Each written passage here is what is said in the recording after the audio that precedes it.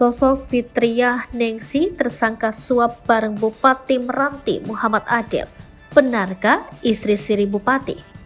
Sosok Fitriah Nengsi tersangka kasus suap yang melibatkan Bupati Meranti Muhammad Adil menjadi sorotan.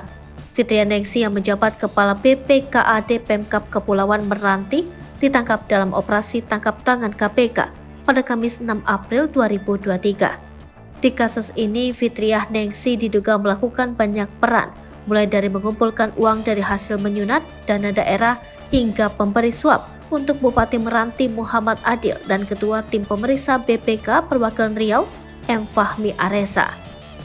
Belakangan beredar kabar bahwa Fitriah Nengsi merupakan istri siri Bupati Meranti Muhammad Adil. Komisi Pemberantasan Korupsi enggan memastikan apakah Fitriah Nengsi merupakan istri siri dari Bupati Meranti Muhammad Adil atau bukan.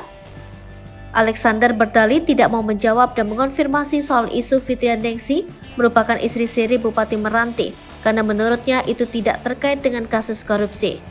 Lanjut, Alex mengatakan bahwa Bupati Meranti sebagai penerima sekaligus pemberi suap. Kemudian Fitriah Nengsi juga sebagai pemberi suap. Sementara M. Fahmi Aresa sebagai penerima suap.